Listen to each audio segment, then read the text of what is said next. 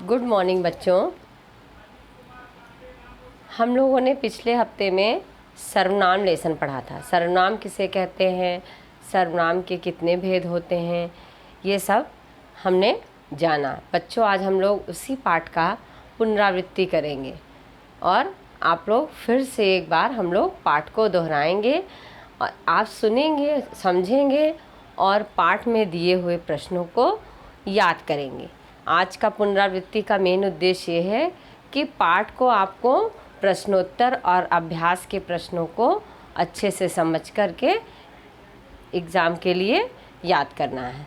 तो बच्चों, सर्वनाम, सर्वनाम से क्या मतलब है? सर्वनाम मतलब सबका नाम। ये हम लोग तो जाने थे कि सर्वनाम का मतलब होता है सबका नाम, लेकिन संज्ञा, इसकी परिभाषा है संज्ञा के स्थान पर प्रयोग किए जाने वाले शब्द को सर्वनाम कहते हैं। सर्वनाम का प्रयोग क्यों होता है? क्योंकि बार बार संज्ञा की पुनरावृत्ति ना हो, बार बार संज्ञा शब्द को दोहराया ना जाए।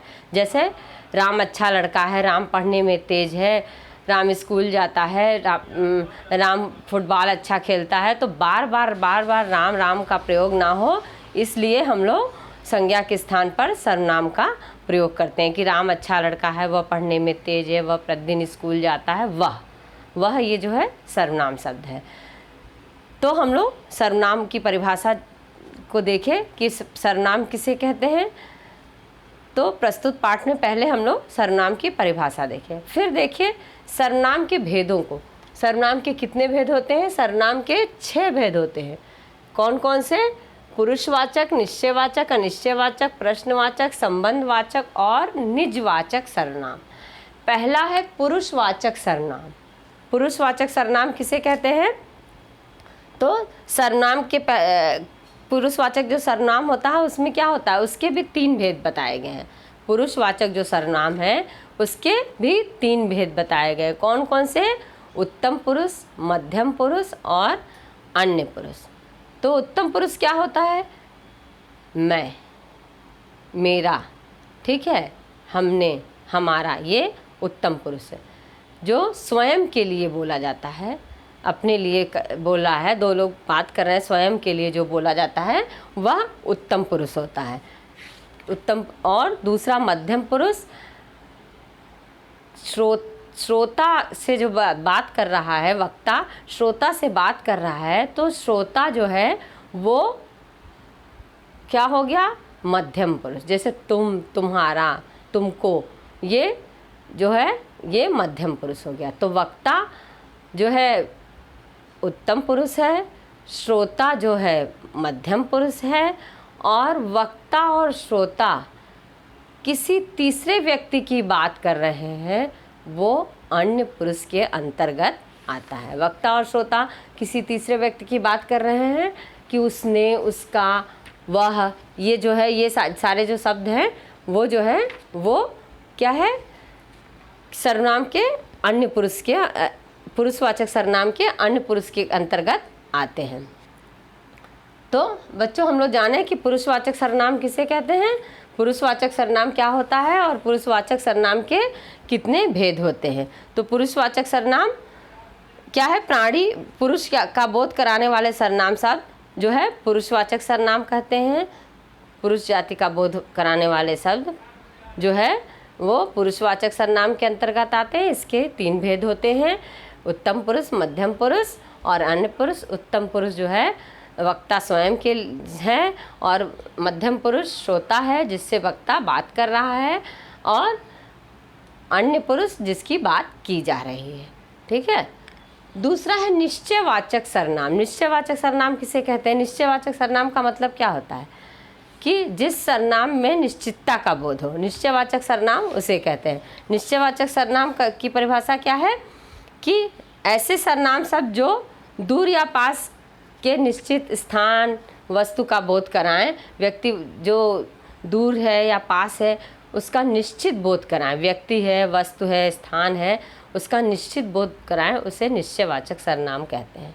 निश्चय बोध कराएं जिसको इसे निश्चयवाचक सर्वनाम कहते हैं। मतलब यही मेरा घर है, ठीक है, यही मेरा घर है। यह निश्चितता का बोध कर रहा है कि जो घर को बताया जा रहा है यही मेरा है। फिर जैसे तुम कहाँ जा रहे हो, ठीक है, ये जो है निश्चयवाचक सर्वनाम है। तो ये इस जो निश्चितता का बोध कराए उसे हम निश्चयवाचक सर्वनाम कहते हैं कि इसी ने मेरा पेंसिल तोड़ा है। तो इसी ने, ये जो व्यक्ति के बारे में बता रहे हैं वो निश्चितता का बोध करा रहे हैं कि इसी व्यक्ति ने मेरा पेंसिल तोड़ा है। तो किसी व्यक्ति, वस्तु, स्थान के बारे के निश्चितता का बोध कराने वाले शब्द को निश्चयवाचक सर्वनाम कहते हैं। फिर नेक्स्ट है अनिश्चयवाचक सर्वनाम। अनिश्चयवाचक सर्वनाम क्या होता है कि अनिश्चयवाचक सर्वनाम वो सर्वनाम शब्द हैं जो निश्चित व्यक्ति, वस्तु अथवा स्थान का बोध नहीं कराते हैं। निश्चित व्यक्ति, वस्तु, स्थान का बोध नहीं कराते हैं। जैसे कि किसी ने शीशा तोड़ दिया, ठीक है, कोई मेरा पेन ले गया। तो किसी ने शीशा तोड़ दिया, कोई मेरा पेन ले गया, या माँ आज इतने स्वादिष्ट पकवान बना रही हो, आज शायद कोई आने वाला है, आज शायद कोई मेरे घर कोई आने वाला है। तो कोई आने वाला है, कोई में कोई भी हो सकता है, आपका फ्रेंड हो सकता है, संबंधी होता है, रिश्तेदार हो सकते हैं, तो कोई भी हो, दोस्त हो सकता है, कोई भी हो सकता है। तो कोई जो शब्द है वो अनिश्चयवाचक सर्वनाम के अंतर्गत आता है कि किसी ने मेरा पेंसिल तोड़ दिया, ठीक है, आज मेरे घर कोई आने वाला। तो कोई, किसी, ये जो सारे शब्द हैं वो अनिश्चयवाचक सर्वनाम के अंतर्गत आते हैं। नेक्स्ट है प्रश्नवाचक सर्वनाम। प्रश्नवाचक सर्वनाम का प्रयोग कहाँ किया जाता है? प्रश्न पूछने के लिए। जिन सर्वनाम शब्दों का प्रयोग कहाँ किया जाता है? प्रश्न पूछने के लिए किया जाता है, उसे हम क्या बोलते हैं? प्रश्नवाचक सर्वनाम कहते हैं। प्रश्नवाचक सर्वनाम के जैसे तुम कब आए, ठीक है, तुम कब आए, और वह क्यों रो रहा है, प्रश्न पूछ रहे हैं, वह क्यों रो रहा है। तो ये जो आप कहाँ जा रहे हो, तो ये प्रश्न पूछने के लिए जिन सर्वनाम शब्दों का प्रयोग किया जाता है उसे हम प्रश्नवाचक सर्वनाम कहते हैं, ठीक है। नेक्स्ट है संबंधवाचक सर्वनाम। संबंध बताता है। संबंधवाचक सर्वनाम क्या है? कुछ सर्वनाम ऐसे होते हैं जो दोनों वाक्यों में आए संज्ञा या सर्वनाम का संबंध बताने के लिए प्रयोग किए जाते हैं। दोनों वाक्यों में जो जैसा करेगा वो वैसा भरेगा, ठीक है। जिसकी लाठी उसकी भैंस, जिसकी उसकी, जो परिश्रम करेगा जो वह पास होगा वह, ठीक है। तो जो दोनों वाक्यों में जो संबंध बताने के लिए प्रयोग किए जाते हैं उसे हम संबंधवाचक सर्वनाम के अंतर्गत रखते हैं। देखिए ना, लास्ट है निजवाचक सर्वनाम। निज मतलब क्या होता है?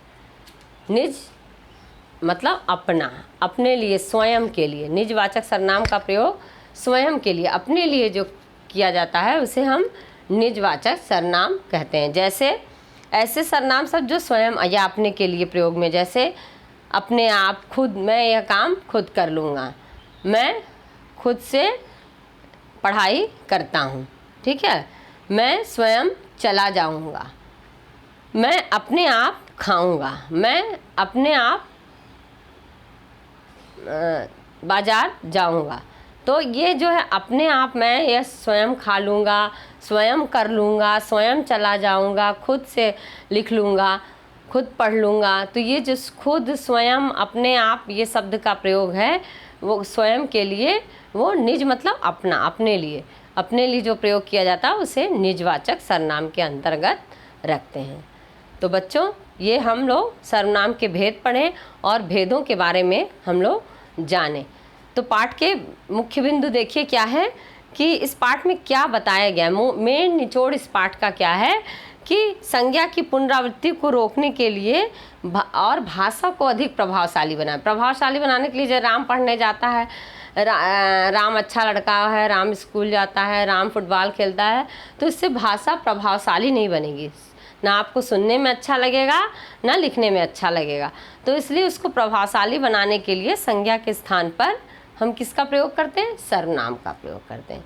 जब हम लिखेंगे अच्छे से कि राम अच्छा लड़का है, वह पढ़ने में तेज है, वह प्रतिदिन स्कूल जाता है, वह फुटबॉल खेलता है, वह जो प्रयोग करके हम लिखेंगे उससे भाषा और भी सुंदर लगेगी। सर्वनाम के प्रयोग से पहले कम से कम एक बार संज्ञा का अवश्य उल्लेख होना चाहिए। देखिए एक इम्पॉर्टेंट है कि राम अच्छा लड़का है हम बोले तो पहली बार मैंने क्या बताया, राम के बारे में बताया। ऐसा नहीं है कि वह अच्छा लड़का है तो ये वह कौन हो गया, नहीं, पहले कम से कम एक बार सर्वनाम जो संज्ञा शब्द है उसका नाम लेना आवश्यक है, संज्ञा का उल्लेख जरूरी है करना। वचन और कारक के कारण सर्वनाम शब्दों के रूप बदल सकते हैं परंतु लिंग के कारण नहीं। वचन और कारक के कारण सर्वनाम के लिंग बदल सकते हैं परंतु लिंग, वचन और कारक के कारण सर्वनाम के लिंग बदल सकते हैं। वचन है कि उसने और वह, ठीक है, तो एक वचन के लिए और बहुवचन उनका, उसका और उसकी, उनकी, तो एक वचन और बहुवचन के लिए अलग अलग सर्वनाम शब्दों का प्रयोग किया जाता है। पुरुष का बोध कराने वाले सर्वनाम शब्द पुरुषवाचक सर्वनाम कहलाते हैं। जो पुरुष जाति का बोध कराते हैं वो पुरुष, जैसे मैंने यहाँ बताया, उत्तम पुरुष, मध्यम पुरुष और अन्य पुरुष कहलाते हैं। वक्ता इनका प्रयोग अपने लिए, श्रोता के लिए और जिसके बारे में बात की जा रही है यानी अन्य के लिए करता है। ऐसे सर्वनाम शब्द जो किसी दूर या पास के निश्चित स्थान, व्यक्ति, वस्तु, स्थान का बोध कराएं निश्चित व निश्चयवाचक सर्वनाम के अंतर्गत आते हैं। निश्चित व्यक्ति, वस्तु, स्थान का बोध कराएं वो निश्चयवाचक सर्वनाम के अंतर्गत आते हैं। और ऐसे शब्द जो निश्चित व्यक्ति, वस्तु अथवा स्थान का बोध नहीं कराते वह अनिश्चयवाचक सर्वनाम के अंतर्गत आते हैं। जो सर्वनाम शब्द किसी निश्चित व्यक्ति, वस्तु, स्थान का बोध नहीं कराते हैं उसे हम अनिश्चयवाचक सर्वनाम कहते हैं। जिन शब्दों का प्रयोग किसी व्यक्ति, वस्तु या स्थान के विषय में प्रश्न करने के लिए कहा जाता है, व्यक्ति, वस्तु अथवा स्थान सभी में देखिए संज्ञा किसी के व्यक्ति, वस्तु अथवा स्थान के नाम को संज्ञा कहते हैं, तो संज्ञा के जगह ही प्रयोग होता है सर्वनाम का, तो वही व्यक्ति, वस्तु अथवा स्थान के लिए प्रश्न पूछने के लिए किया जाता है, उसे हम प्रश्नवाचक सर्वनाम कहते हैं। दो वाक्यों में आए संज्ञा या सर्वनाम संबंधों का संबंध बताने के लिए प्रयोग किए जाने वाले शब्द जो है क्या है, किस सर्वनाम के संबंधवाचक सर्वनाम के अंतर्गत, जैसे जो पढ़ेगा वह पास होगा, तो जो और वह, जैसा करोगे वैसा भरोगे, तो जो वह जो है ये संबंधवाचक सर्वनाम के अंतर्गत आता है। ऐसे सर्वनाम शब्द जो स्वयं के लिए प्रयुक्त हैं वो निजवाचक सर्वनाम के अंतर्गत आते हैं। तो बच्चों हम लोग पढ़ें सर्वनाम किसे कहते हैं, सर्वनाम की परिभाषा, सर्वनाम के भेद। आज मैंने आपको इसका रिवीजन कराया। बच्चों आप लोग सर्वनाम की परिभाषा, सर्वनाम किसे कहते हैं और इसके भेदों की परिभाषा अच्छे से याद करेंगे, क्योंकि अगर एग्ज़ाम में वाक्य दिए रहेंगे कि ये कौन सा वाक्य है, दिए गए वाक्यों में से सर्वनाम के भेद लिखिए या दिए गए वाक्यों में संबंधवाचक सर्वनाम छांटिए, दिए गए वाक्यों में निजवाचक सर्वनाम के को रेखांकित कीजिए या अंडरलाइन कीजिए, तो इस तरह के प्रश्न पूछे जाएंगे। तो इसके लिए आपको सर्वनाम के भेदों को अच्छे से जानना आवश्यक है। तो बच्चों आज हम लोगों ने पाठ की पुनरावृत्ति की। आप इसमें आए हुए सभी प्रश्नों को पढ़ेंगे और याद करेंगे। मैंने आपको PDF बना के दे दिया है, उससे आप सभी प्रश्नों को याद करेंगे, ठीक है। सर्वनाम के किसे कहते हैं, इसके कितने भेद होते हैं, या प्रश्न पूछ दे निश्चयवाचक सर्वनाम किसे कहते हैं, अनिश्चयवाचक सर्वनाम किसे कहते हैं, या प्रश्न पूछ दे निजवाचक सर्वनाम किसे कहते हैं। तो आपको सर्वनाम की डिफिनेशन विथ एग्जाम्पल लर्न होना चाहिए। तो इसलिए आपको सभी सर्वनाम के भेदों को याद करना है कि सर्वनाम के 6 भेद होते हैं, उसकी जो परिभाषाएं हैं उसको उदाहरण के साथ याद करना है। बच्चों आज का क्लास यहीं पे, नेक्स्ट क्लास में मैं फिर से आप लोगों को नेक्स्ट लेसन का रिवीजन कराऊंगी। धन्यवाद।